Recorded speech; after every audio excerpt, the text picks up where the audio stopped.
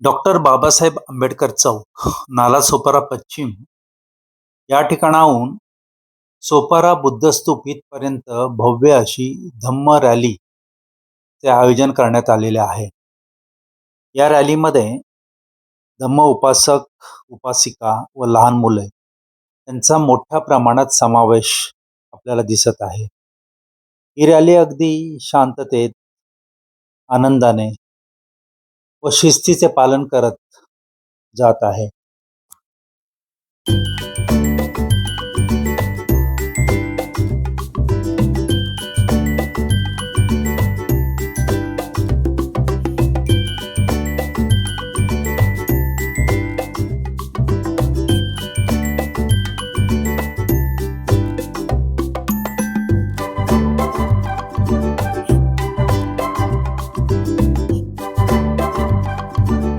जय भीम, नमो बुद्धाय. आजचा कार्यक्रम महाराज अशोक सम्राट यांची आज जयंती आहे. मोठ्या उत्साहाने वसई विरार तालुक्यातील सगळे उपासिका उपासक सगळे बांधव आलेले आहेत आणि आज त्यांची एका मिरवणूक, छान प्रकारे मिरवणूक चाललेली आहे. खूप आनंद वाटतोय आणि सगळं सुंदर दिसत, एक शुभ्र वस्त्र याच्यामध्ये हे सगळे चाललेले आहेत. त्यामुळे ते वातावरण एकदम खुलून दिसतंय आपण सर्वांना आणि आनंदच, खूपच आनंद होतोय. थँक्यू, धन्यवाद.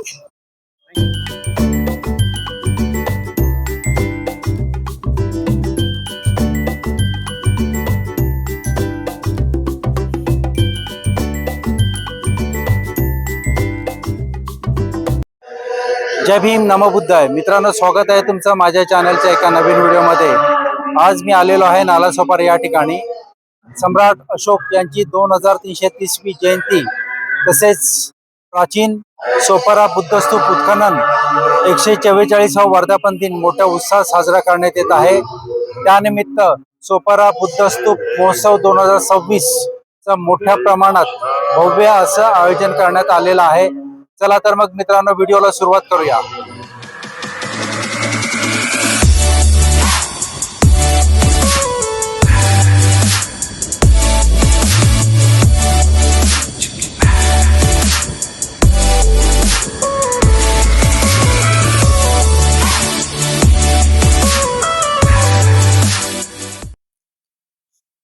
आजच्या या महोत्सवाचे प्रमुख अतिथी भदंत डॉक्टर एन आनंद महाथेरो यांचे धम्म उपासक उपासिका यांच्या हस्ते पुष्प अर्पण करून स्वागत करण्यात येत आहे.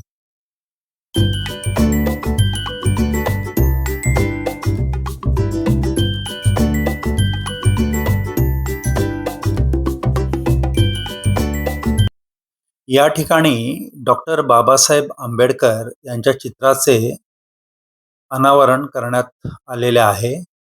7 मे 1951 साली डॉक्टर बाबासाहेब आंबेडकर यांनी या ठिकाणाला भेट दिल्याची नोंद आढळते.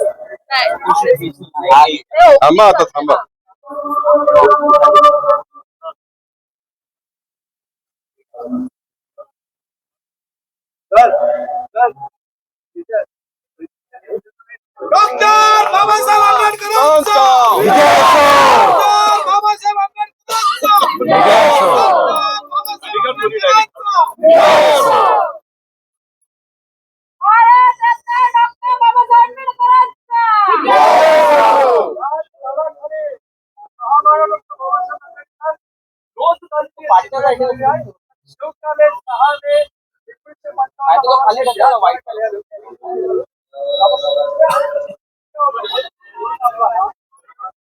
विश्वरत्न डॉक्टर बाबासाहेब आंबेडकरांचा, विश्वरत्न डॉक्टर बाबासाहेब आंबेडकरांचा. महिलांनी जरा हळूहळू पुढे चला.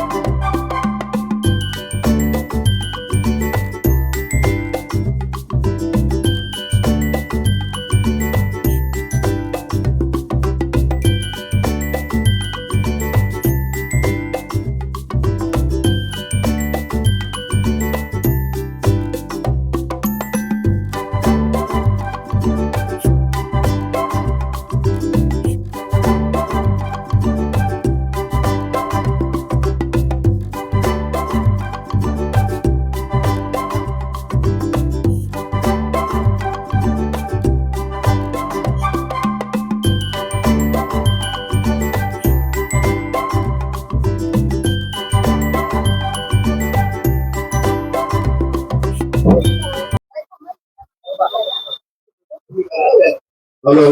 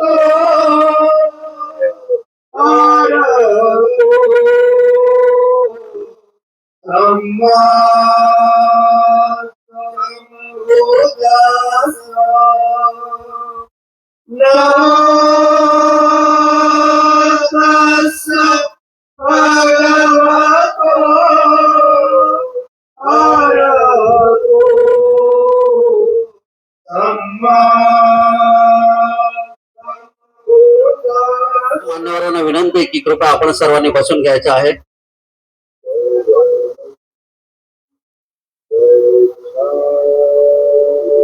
देवाना प्रियदर्शी चक्रवर्ती सम्राट अशोक यांची 2333वी जयंती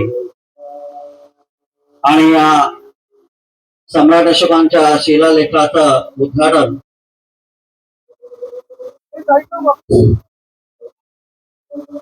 नालासोपाऱ्यामध्ये सम्राट अशोकांचा 9वा शिलालेख सापडलेला आहे आणि तो शिलालेख आपले सम्राट चक्रवर्ती सम्राट अशोक त्याचं उद्घाटन करत आहे. सर्वांनी साधुकार द्यायचा आहे, सर्वांनी टाळ्या वाजवायच्या आहे. साधू साधू साधू. हा शिलालेख नालासोपाऱ्यात सापडलेला आहे आणि या शिलालेखाचं एक वाचन होणार आहे.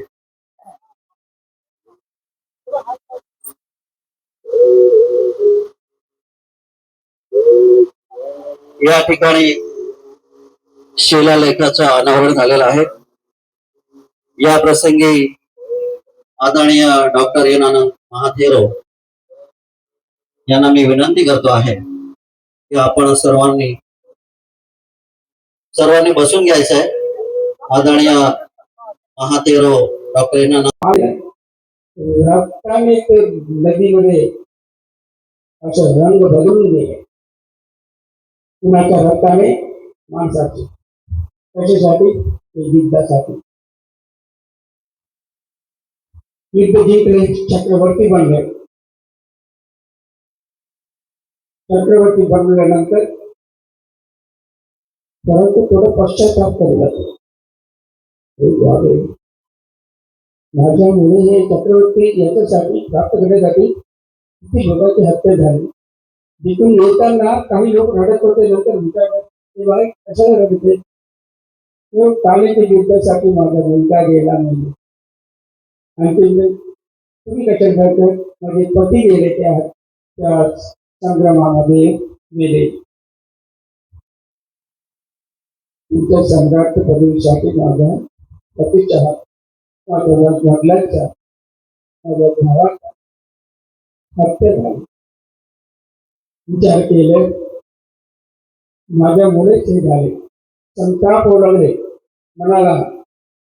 मग खिडकीवर हात ठेवून असं विचार करत असताना समोरून एक छोटासा गणपती येत होते, एकदम शांत गतीने.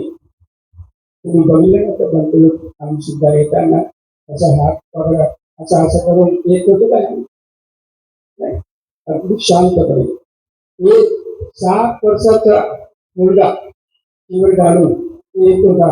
आश्चर्य वाटला, अरे एवढं लहान मुलगा एवढं शांत गतीने येतात, त्याचं परीक्षा भेटलं पाहिजे. एका आम्हाला त्याला पाठवलं, ते येत आहे ना त्याला सांगा मी बोलवलं म्हणून. राजा आहे ना जेव्हा सांगितलं म्हणते राजा बोलवतात तुम्हाला, त्याच्याकडे पर्याय पण नाही असं होते म्हणून, म्हणजे बरं म्हणून असं अनुभव पाहत होता. राजाच्या आज्ञा ऐकल्यानंतर घाबरला पाहिजे ना, बिलकुल घाबरला नाही. नंतर पुन्हा एकाला पाठवलं, त्यांना सगळं लवकर बोलवलं कोणीच सम्राटाने. जसं तुम्हाला कोणी IPDSP बोलवलं तुम्ही कसं जातं, थोडंसं घबरून जातं ना. अरे कसं बोलवलं मला DSP, अरे तुमच्या काही तुम्ही काही नाही केले मग घबरायचे काही आवश्यकता नाही. बिलकुल आहे, चोरी नाही केली, हे नाही केलं, ते नाही केले म्हणून सेकंड मेसेज गेला, लवकर बोलवलं राजाने. कसं तर तसंच चालेल म्हणून गतीने. नंतर अंतिम विचारलेलं हे का सम्राट आता मनस्ताप झालेला आहे, ते आतमध्ये येईपर्यंत उत्सुकता होती. महाराजांचे आले म्हणजे राज दरबारमध्ये आल्यानंतर म्हणजे आइए छोटा महाराज आसनस्थ होइए, आपको जहाँ उचित है वो करें. मग तो इकडे तिकडे पाहू लागला.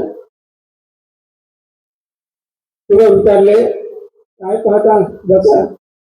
नाही मी बघितलं माझ्यापेक्षा वरिष्ठ कुणी गणपती दिसतात, काय काय नाही कोणीच नाही, तुम्ही आहे.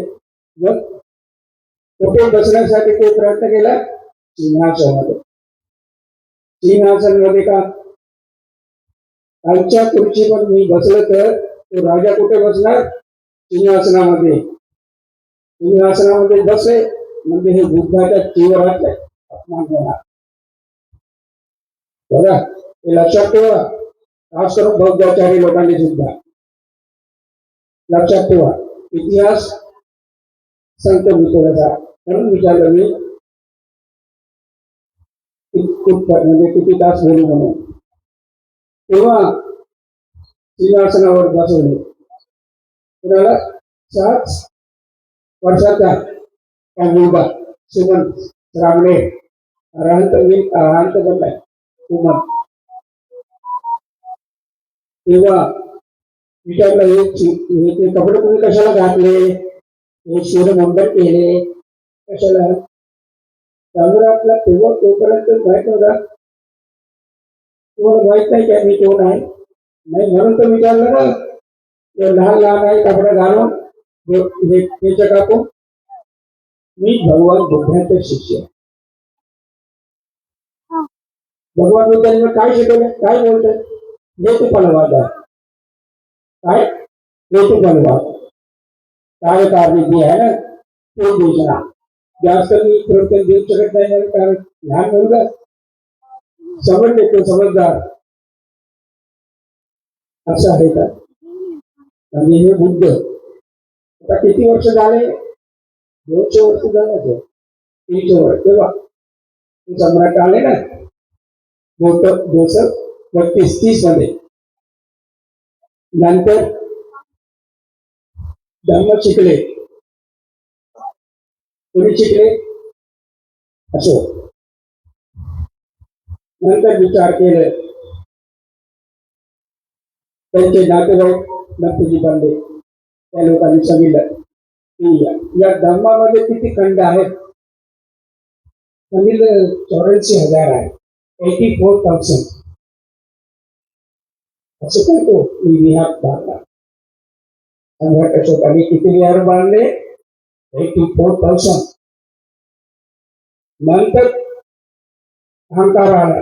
एवढं काम केलं मी धर्मासाठी, म्हणून त्या तिकडे जाऊन झालं, मला अधिकार आहे की नाही या धर्मामध्ये? मी एवढं काम केलं, तुम्हाला अजून अधिकार नाही.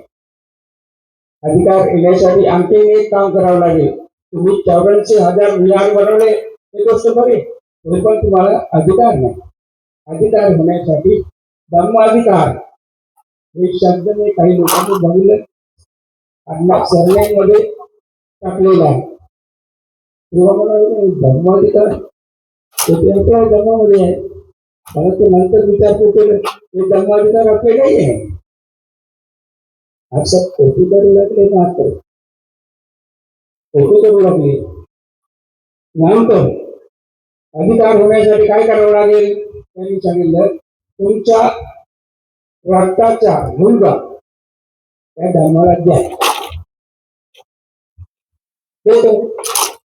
आणि त्यांना तुमचं भरपूर होता ना, कारण अंतःपुरामध्ये किती काय राजा सम्राटाला किती भरपूर आहे ना. नंतर सांगितलं एक मुलगा देतो. तेव्हा विचारलं जे महेंद्र आहे ना, महेंद्र नाव पण टाकत होतं. महेंद्र एक काम करता का? तू मला धर्माचा आता एवढं काम केलेलं आहे, विहार बनवले, हे केलेले, स्तूप बनवले, या धर्मामध्ये अधिकार प्राप्त करण्याचे ते म्हणतात. तिथे म्हणते जे आपल्या नातेवाईक आहे ते म्हणतात एक मुलगा द्या, तुम्ही होशील काय? तेव्हा तो होकार दिला. आज समजा तुम्ही मुख्यमंत्री झाले, तुम्ही मुलाला सांगितलं या धर्माच्या याच्यासाठी बनतेची पाहिजे म्हणून ते म्हणतात मुलगा, तू होशील काय? काय जाऊ, तुम्ही मुख्यमंत्री झाले, मी नको का? मला उपमुख्यमंत्री तर व्हायला पाहिजे ना. मी नाही होणार. 50 वर्षाचे तरुण जागवतो. काल एक गेला तो जंगलचा, तिथेच मुंबईला वाईट होती पण. म्हणून तुम्हाला दीर्घायुष्य राहायचं असेल तर एक महामंत्र आहे ते दीर्घायुष्य. तो व्हायरस थोडा काढतो आहे. असा मेन 3 व्हायरस आहे, लक्षात ठेवा. तुमच्या हार्ड डिस्क मध्ये आहे. हार्ड डिस्क कुठे? इथे एक नस इकडे तिकडे गेले काय होणार? पॅरालिसिस होतात ना, अटॅक.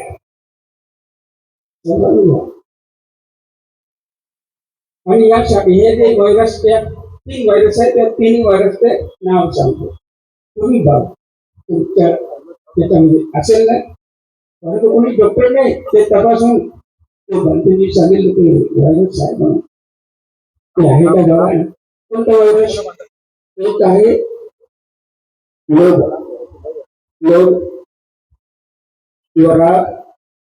दुसरा देश आहे का? देश. तिसरा मोहक म्हणजे मोठपणा, अज्ञानता. हे 3 आहे.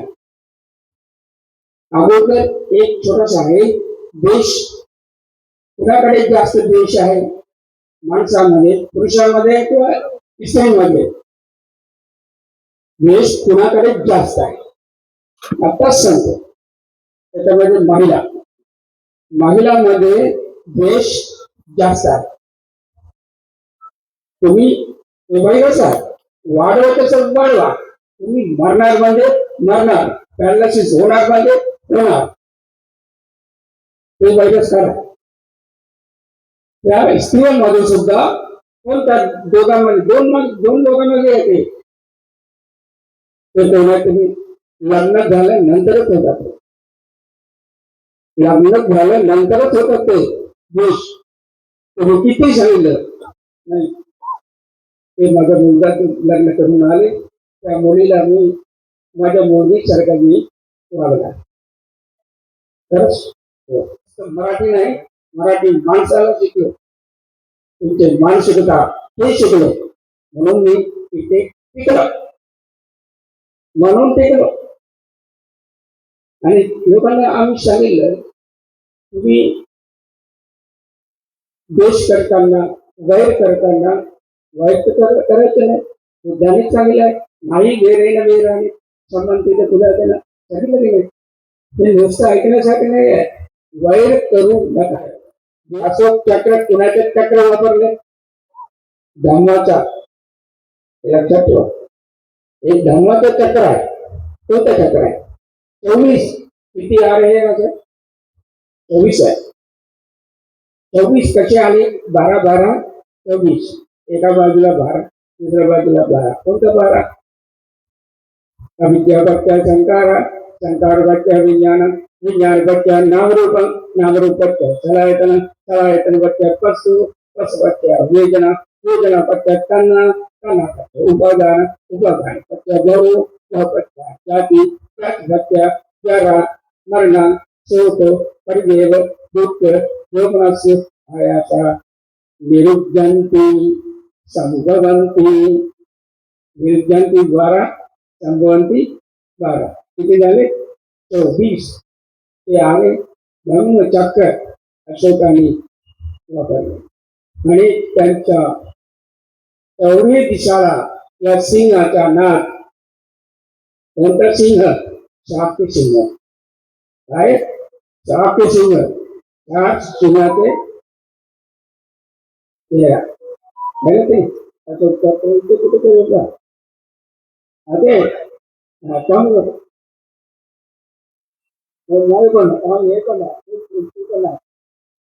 सम्राट माझे मागे तुम्ही आहे, तुम्हाला रक्षण करायचं आहे सर्वांचे, बरोबर? माझ्या मागेच आहे, बाजूला यायला पाहिजे, नो प्रॉब्लेम. माझ्या मागून आहे धर्माचं रक्षण. आणि आता ते 24 आहे. आणखी तुम्ही बघितलं असेल, आणखी एक धर्मचक्र आहे, त्याच्यामध्ये 8 आहे. 8 आहे ना, त्याच्यामध्ये 4 आहे, 8 आहे. 8 म्हणजे आर्य अष्टांगिक मार्ग. आपल्या चिन्हाला ओळखून घ्यायचं, शाक्य चिन्ह आहे, 4 चिन्ह आहे आणि अशोकाने वेगळं. आणि या चिन्हामध्ये एका महापुरुषाने बघत राहिला सारनाथला, तिथे जाऊन. कोण आहे ते? बाबासाहेब. बाबासाहेबांनी ते बघत त्यांच्या लक्षात आला, आमच्या चिन्हामध्ये हेच लागला. आणि लोकांना सांगायला पाहिजे हे अशोक चक्र आहे. कारण तेव्हा धर्माच्या नावाला फार खास करून बुद्ध धर्माला देश होता ना, बुद्धाच्या हे चक्र म्हणून सांगितलं ना, ते देणारच नाही. सांगितलं हे अशोकाचे चक्र आहे, अशोक होईल. आम्ही तिकडे सांगतो श्रीलंकामध्ये इकडे तिकडे अशोक होईल आणि अशोक धर्मचक्र आहे, इथे बरोबर आहे. परंतु बाबासाहेबांनी बरोबर पीक लावले आपल्या राष्ट्रध्वजामध्ये, तरी ते चिन्ह आहे. नोटामध्ये आहे ना, नोटामध्ये राजचिन्ह, हे राजचिन्ह आहे. म्हणून महाराष्ट्र कोणतं राष्ट्र आहे? बौद्ध राष्ट्र. राष्ट्र बौद्ध राष्ट्र. वर्ल्ड बुद्धिस्ट कॉन्फरन्स मध्ये लोक विचारू लागले, खरं म्हणजे हे भारत खरोखर बौद्ध राष्ट्र आहे. बाकी लोकांच्या याच्यामध्ये आहे का भाव राष्ट्रध्वजामध्ये हे बौद्ध देश म्हणणार आहे. श्रीलंकामध्ये आहे, तोटाचं लाभ. मात्र ज्याप्रमाणे सम्राट अशोक बौद्ध झाले तेव्हा नंतर येणारे सर्व बौद्ध झालंच पाहिजे. परोक्षच हे धर्मिष्ठ राज्य आहे, धर्माचं राज्य आहे, बुद्धाचं राज्य आहे.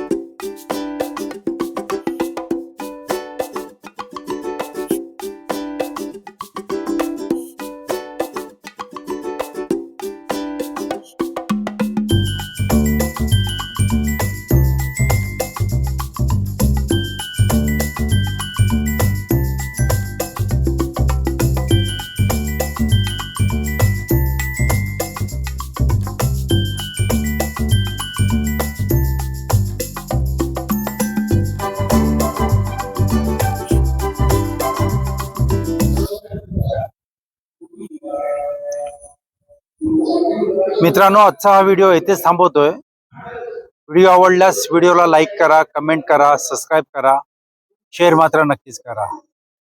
पूर्ण व्हिडिओ बघितल्याबद्दल खूप खूप धन्यवाद. जय भीम.